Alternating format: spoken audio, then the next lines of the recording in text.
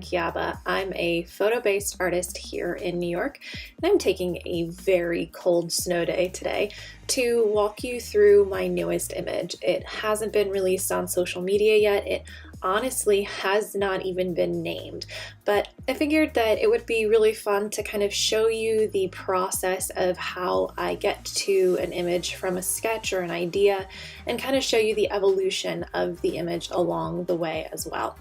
So here is the final image, at least it's final for the moment. I mean, I know that all of you artists out there can completely relate to the fact that sometimes, even when we think that we're finished, we're not finished. So what I want to do is walk you through this shoot a little bit and then kind of take you through the process of this image coming to fruition. So first, I want to share with you the sketch that I created.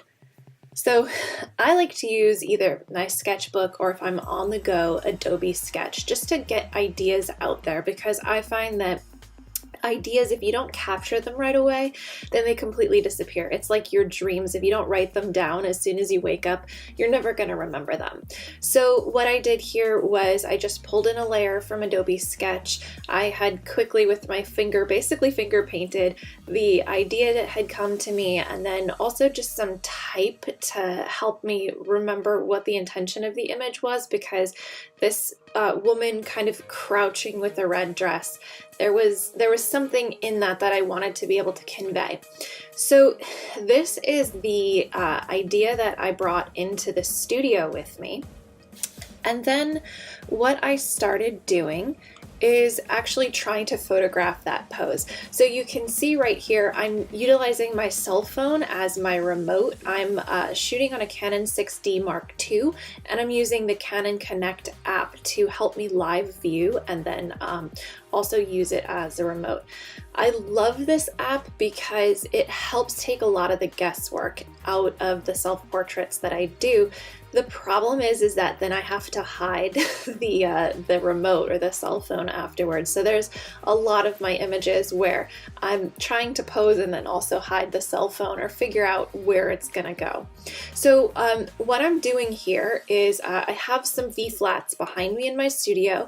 I have a giant window. I'm not utilizing any kind of strobes.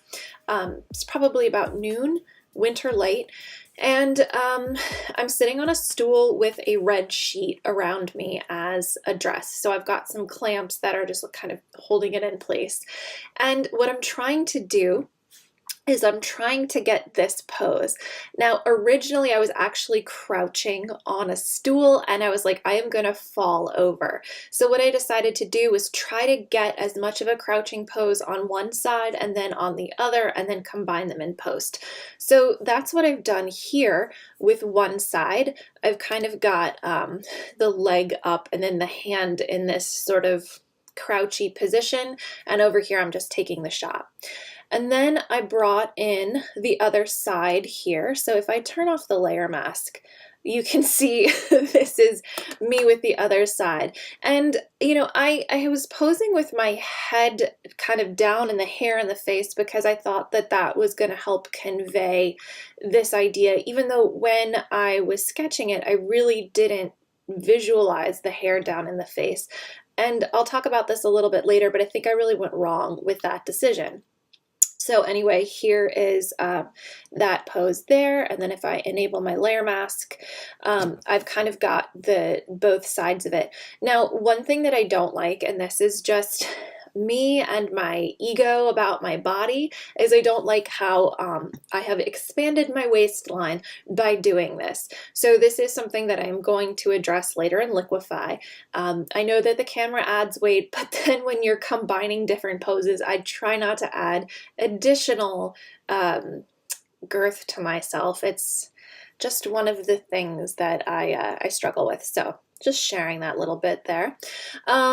This is a different head pose. So as you can see, there's my very, very messy hair. And I just pulled in another head so I can disable this layer mask here and show you what this looks like.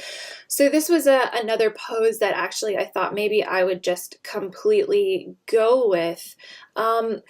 But it just, to me, like the loss of the hands and then looking down in the lap didn't really showcase what it was that I was hoping to create with this image.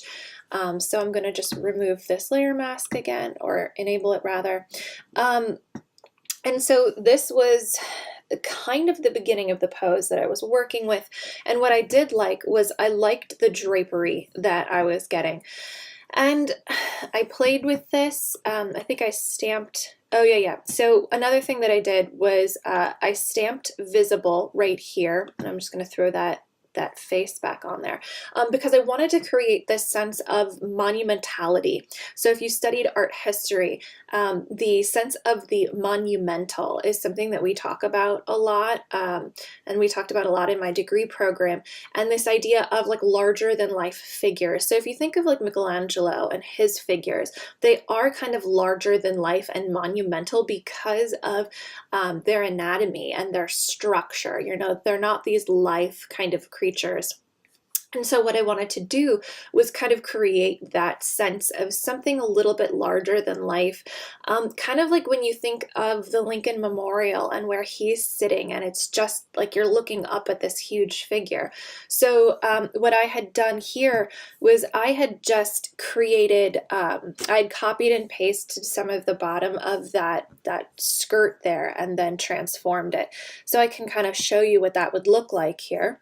If we were to go into a layer, what I would do is just kind of take it, copy it, paste it,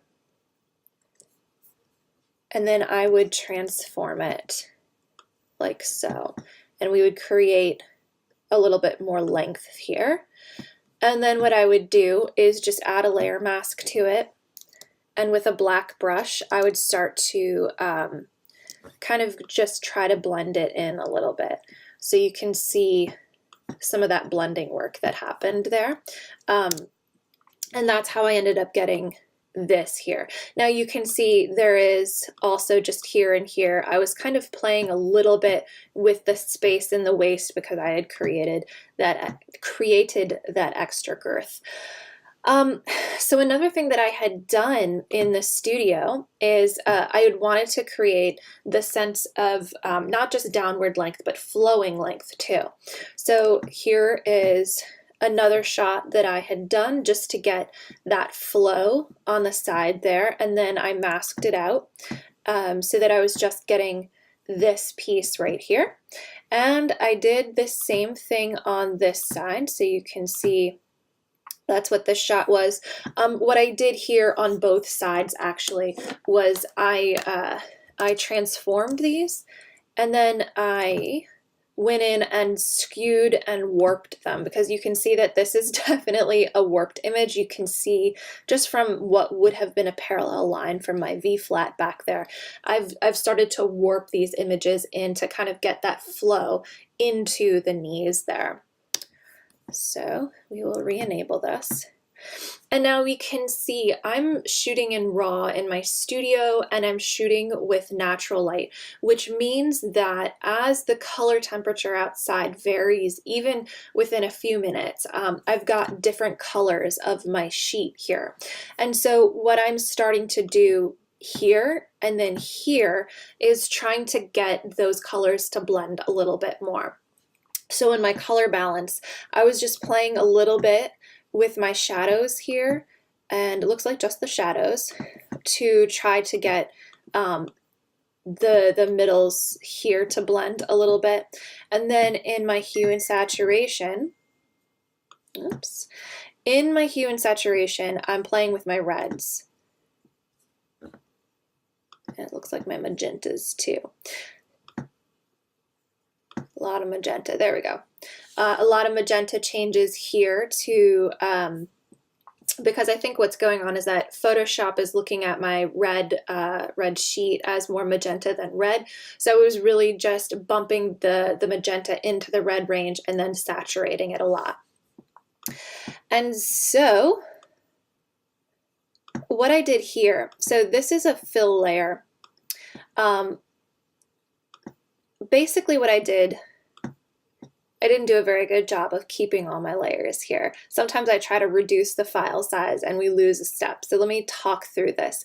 What I did here was between this step and then this step right here is I stamped visible, and then I went into a couple of things. So you can see there's a slight pinching at the waist there and a slight bumping up of the knees.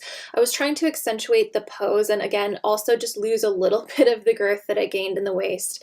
But another thing that I did here was you can see that I went in and tried to kind of iron out some of the folds in my sheet, and then I also created a tilt shift effect here where I had tried to make it look as though the focus of the camera was in the body, in the middle of the body, and then everything else is sort of just blurring away. Again, trying to get that sense of monumentality, but also trying to iron out some of the wrinkles in the skirt too.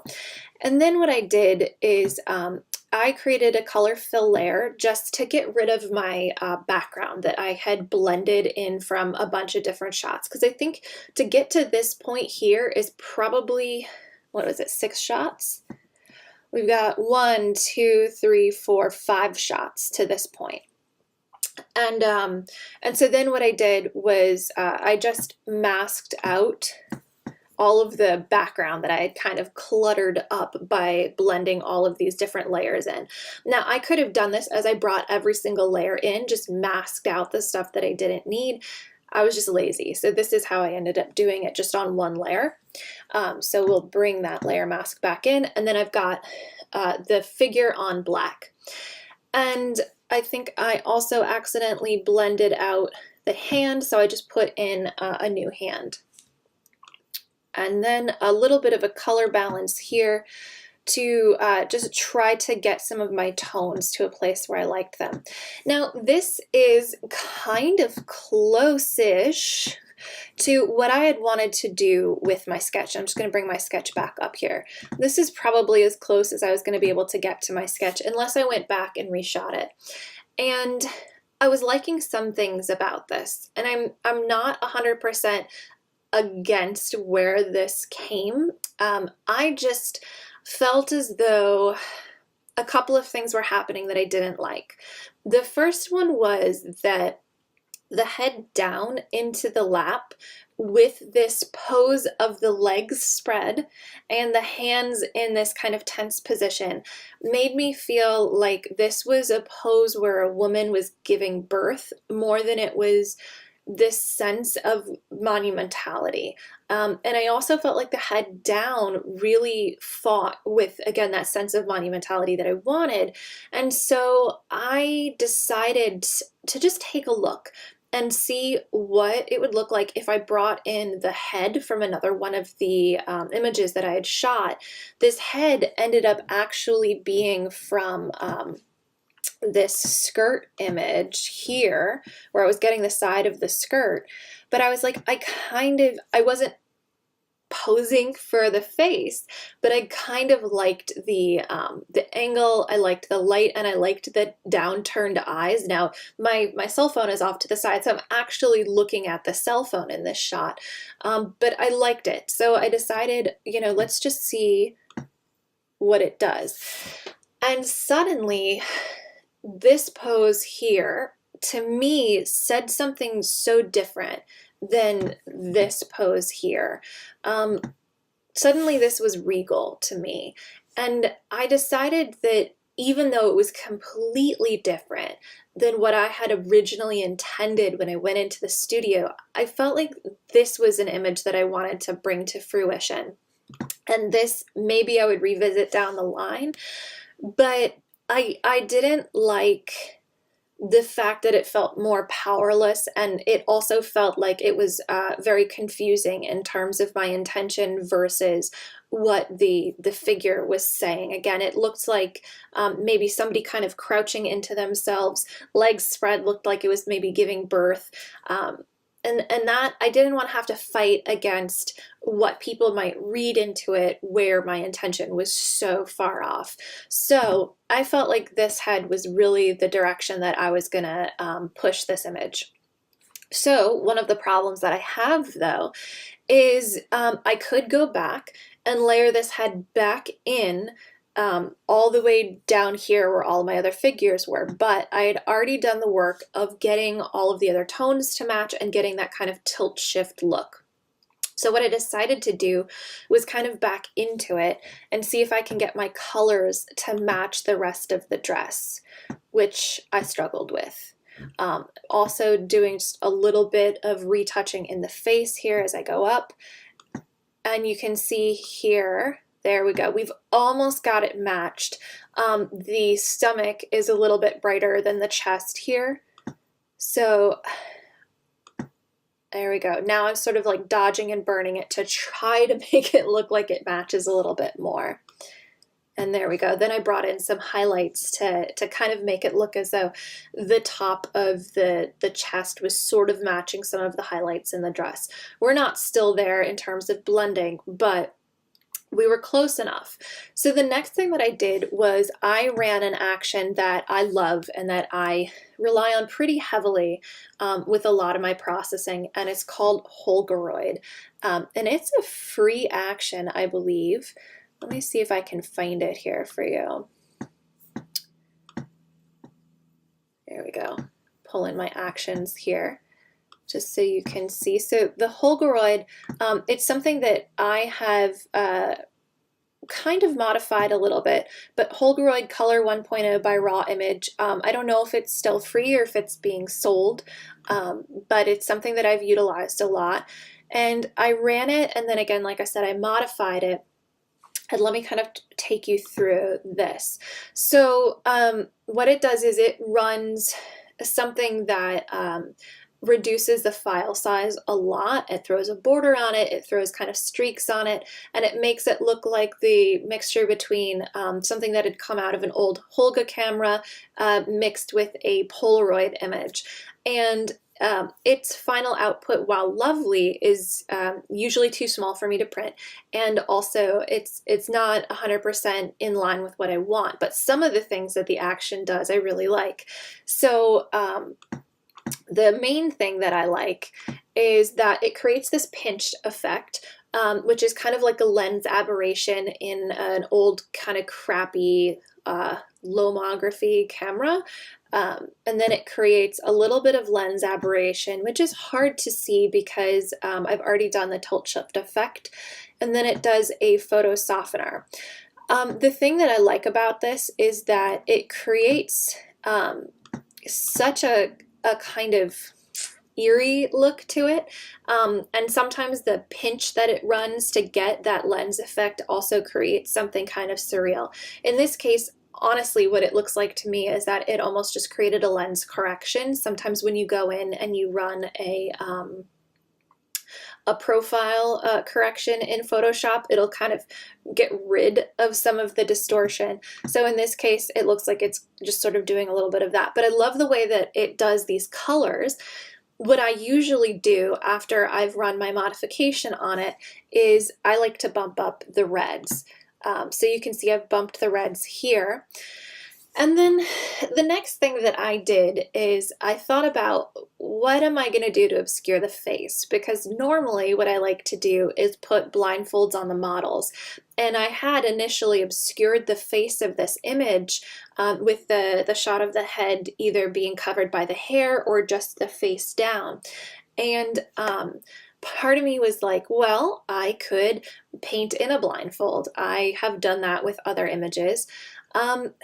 But I felt like a blindfold in this image would create maybe the wrong kind of tension with this regal, majestic pose.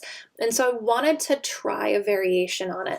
And so what I did was I painted with a red brush. I'm just going to zoom in for you to see. Oops, I painted with a red brush so that it kind of just looked like a little bit of red face paint, and then I also painted the lips in so that there was a little bit of makeup. So you can see the before and then the after. And so I kind of faded it down a little bit as well. So I painted the streak across, and then with a soft eraser brush, I went through and I just sort of softened the edges. And then I went in with a white face paint and just kind of created I would say something that looks like it matches the chest and the arms, because there was just a little bit more murkiness in the face. And then the last thing that I did on the figure was, with the same multiply effect on my brush, I painted in gloves. Now, my intention wasn't necessarily to make it look like gloves, because you can see that there's nails and everything, but I kind of wanted it to look like her arms were painted the same way that the face was, in just, you know, to create kind of like a weird effect. And so after that, I did a little curves bump, and I thought maybe I might be done. You know, usually I like to create images that are in kind of blank spaces. I like to shoot against black walls and white walls, because I feel like it allows the viewer to sort of fill in with their imagination. And so I saved this and I let it sit overnight. And as I was kind of percolating on it, or marinating on it rather, I started to feel like there wasn't enough happening here. And I started to think about, what would I do if I wanted to layer in a background? Who is this person? What is she sitting on? You know, why is she sitting so regally? So the next day when I went into it, I decided to layer in a couple of tree images that I had shot a while back. And what I had done was, I had just dropped in one of the trees and I'd masked it out. And let me just show you what one of them looks like. So I've got this on a soft light blending mode, but if I hit on normal, so this is one of the tree layers that I shot. I did a Gaussian blur and a little bit of average blur to it, to just make sure that it wasn't too stark against the figure. I wanted to create some visual space. What I also did was, you can see this line across the bottom. I had done a perspective transform. So if I hit Command T and then you right click, I had done a perspective warp on this. Hit escape here. And then when I turned on the layer mask, you can see I did a very sloppy job of masking her out so that it would layer over her. And then what I did was, I just duplicated that right on top. So if we do a normal blend mode, this is kind of the background that she is up against. And now if we do soften, soft light, and then we do another soft light, you can see that now there's a little bit of a light sense of trees, but what it also started to create for me was this sense of, maybe she's sitting on a throne. So part of the reason that I did these perspective warps, so you know, I had one layer and then I duplicated it, I flipped it to create this sense of a slight mirrored image. It almost looks like she's sitting on a throne here with these two pillars and then the tree branches kind of going up around her head. And then I just tried to dodge and burn a little bit around her head so there was a sense of separation. And then I added some layers of grunge. But one of the things that I've lost with my background now is the sense of where the light is coming from, except for on the figure, and the background didn't really match it. So I've got a couple of dodge and burn layers to try to just lighten this side of the world a little bit. And a color fill layer doing the same thing as well. So now you can see that this side is lit as though everything was getting a little bit of that window fill. And now I'm playing with some color balance to try to give that sense of the yellows that I like. So in my midtones, I've bumped up some blues and cyans to kind of counteract the fact that in my shadows, I've got yellows and reds. And then a little bit of the same thing in my highlights here. And then lastly, what I did was with a brush, I started to add this sense of fireflies. I guess I was started to get really inspired by maybe like 19th century plays. I started thinking a little bit about J.M. Barrie's work, Peter Pan, you know, like what would a stage play in that time look like?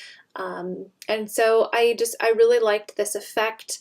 And to me, it started to give more context to the figure other than just the background. So having what kind of looked to me like little fireflies or fairy lights in the background also helped to add some depth as well. And then I just added another color balance layer in here. So again, just adding some yellow and red to the shadows a little bit more, and then bringing it into the highlights as well. I left the midtones alone because I liked what I did with the midtones before. And then with my curves layer, I just decreased my shadows and my highlights here, and then bumped up some of my midtones there. The last thing that I did was I'm piloting Alien Skin Exposure X4. I used to run Exposure 7, and that's outdated now. So I've just downloaded the 30-day trial because I love the film effects that they're able to give. And one of the big things that I really like about X4 is that you're able to do non-destructive editing. And for somebody who works in as many layers as I do here, the ability to go into another program and create layers with effects is a huge thing. So I'm on day 1 of my trial, and I have to say that I'm really liking it so far. So what I've done here is just brought in that final edit. Now, sometimes what I like to do is, even with that final edit, I like to throw on a masking layer in case I decide, you know, I really don't like the edges here or something like that. But then I also have to be aware that my color tones have changed. So for now, this is the final image. I really hope that you've liked seeing the walkthrough of this. I hope that it's been helpful to you. I hope that it's been inspiring to you to kind of see not only how an image can come to life, but also how you can take things in a different direction, even if your initial inspiration didn't work out the way that you were hoping that it would. So I hope that you'll join me for the next walkthrough that I do. I really enjoyed doing this, and I would love to hear your questions, your thoughts, and to know if this inspired you in your next piece. Looking forward to chatting with you. Later.